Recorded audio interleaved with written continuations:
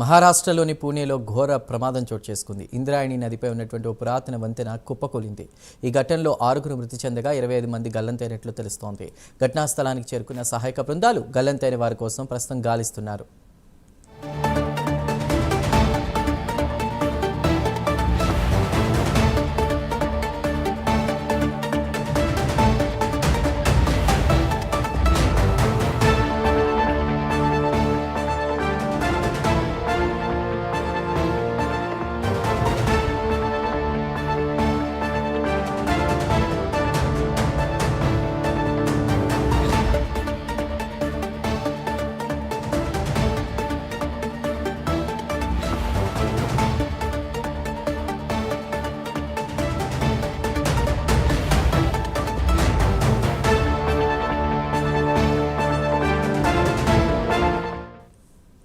మహారాష్ట్రలోని పూణేలో ఘోర ప్రమాదం చోటు చేసుకుంది.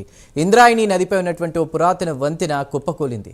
ఈ ఘటనలో 6 మృతి చెందగా 25 మంది గల్లంతైనట్లు తెలుస్తోంది. ఘటనా స్థలికి చేరుకున్న సహాయక బృందాలు గల్లంతైన వారి కోసం ప్రస్తుతం గాలిస్తున్నారు.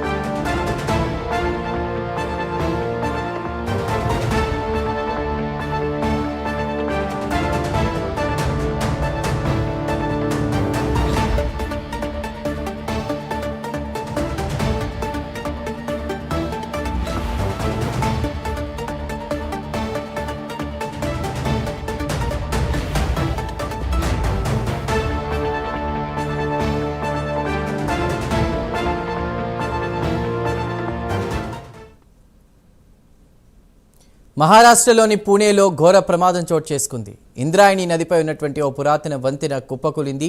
ఈ ఘటనలో 6 మృతి చెందగా 25 మంది గల్లంతైనట్లు తెలుస్తోంది. ఘటనా స్థలికి చేరుకున్న సహాయక బృందాలు గల్లంతైన వారి కోసం ప్రస్తుతం గాలిస్తున్నారు. మరిన్ని డీటెయిల్స్ మా నేషనల్ బ్యూరో చీఫ్ కళ అందిస్తారు. కళ, చెప్పండి, పూణేలో అనుకోని ఇన్సిడెంట్ జరగడంతో కూడా కొంతమంది గల్లంతైనట్టు తెలుస్తోంది. ఒక 6 చనిపోయినట్లుగా కూడా తెలుస్తుంది. ప్రస్తుతం అక్కడ సహాయక చర్యలు ఎలా కొనసాగుతున్నాయి?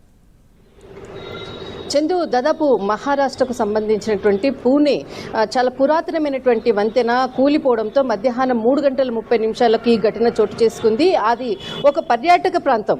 దాదాపు ఆ సమయంలో ఆ వంతెనపై 150కి పైగా ఆ వంతెనపై ఫోటో సెల్ఫీలు తీసుకుంటూ ఉన్నటువంటి పరిస్థితి అనేది అక్కడ ఉండేటటువంటి ఎవరైతే ఈ ఇన్సిడెంట్ని చూశారో స్థానికులు చెప్తున్నటువంటి సమాచారం.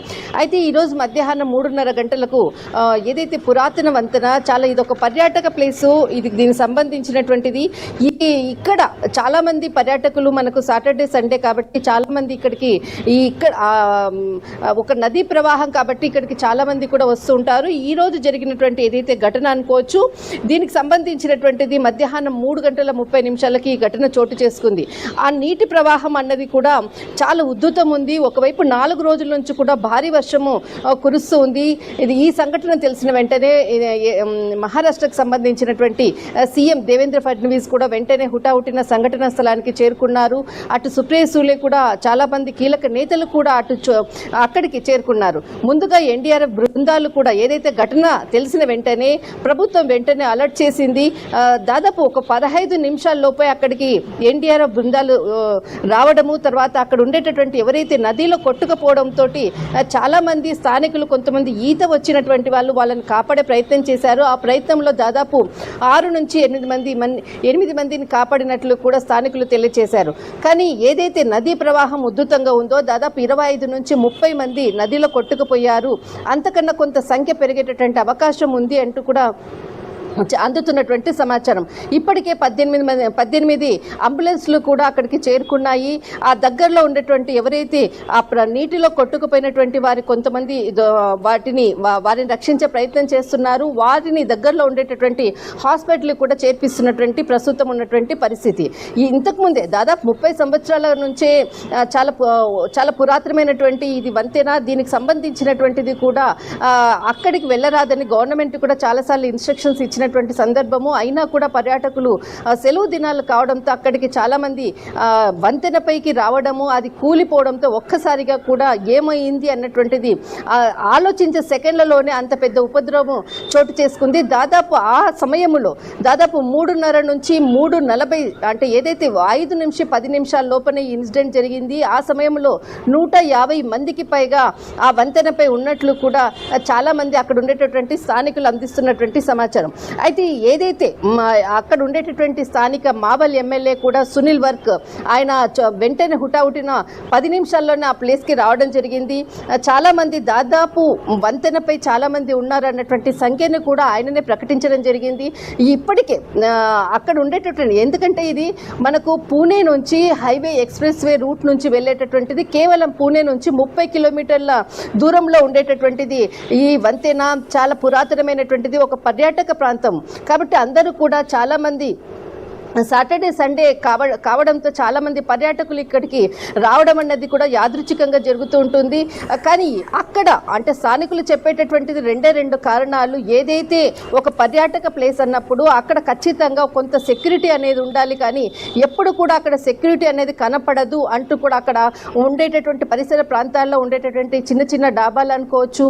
అదొక అంటే మనకి ఒక విజిటింగ్ స్పాట్ కాబట్టి అక్కడ చాలామంది కూడా చిన్న పనులు చేసుకునే వాళ్ళు ఉంటారు. కానీ ఎక్కడ కూడా సెక్యూరిటీ అనేది లేదు అన్నటువంటిది చాలా స్పష్టంగా చెప్తున్నారు. అంతేకాకుండా ఏదైతే సిచ్యువేషన్ అంటే ఆ సంఘటన జరిగిందో ఆ సమయంలో ఆ మొత్తం అంటే చాలా పాతబడినటువంటి వంతెన, దానిపై భారీ వెహికల్ అంటే అందరూ కూడా 2 వీలర్స్ తోటి చాలా మంది అక్కడికి రావడము, దాదాపు ఒక 100 నుంచి 150 మంది ఆ స్పాట్లో ఉండడము. ఇప్పుడు ఏదైతే నీటి ప్రవాహంలో కొట్టుకొని పోయినటువంటి ఏదైతే ఎన్డీఆర్ఎఫ్ బృందాలు వాళ్ళని రక్షించే ప్రయత్నం చేస్తున్నప్పుడు భారీ వెహికల్స్ కూడా బయటపడుతున్నాయి. అలాంటి సందర్భం అని చెప్పవచ్చు. వెహికల్స్ కూడా అతి భారీ వెహికల్స్ కూడా వంతెనపై ఉండడం కూడా మరొక కారణం. 2 కారణాలు, అటు పాతబడిన వంతెన ఒకటి, స్థానిక అంటే ఎక్కువగా పర్యాటకులు దాదాపు గుమిగూడడం ఒకటి, భారీ వెహికల్స్ కూడా రావడము, ఆ వంతెనపై ఉండడం అన్నది ఒక 3వ కారణం. ఇంత మంది పబ్లిక్ ఒకేసారి రావడంతో భారీ వంతెన కుప్పకూలింది. దీనికి సంబంధించినటువంటిది అక్కడ ఎన్డీఆర్ఎఫ్ బృందాలు వారిని రక్షించే ప్రయత్నాలు చేస్తుంది.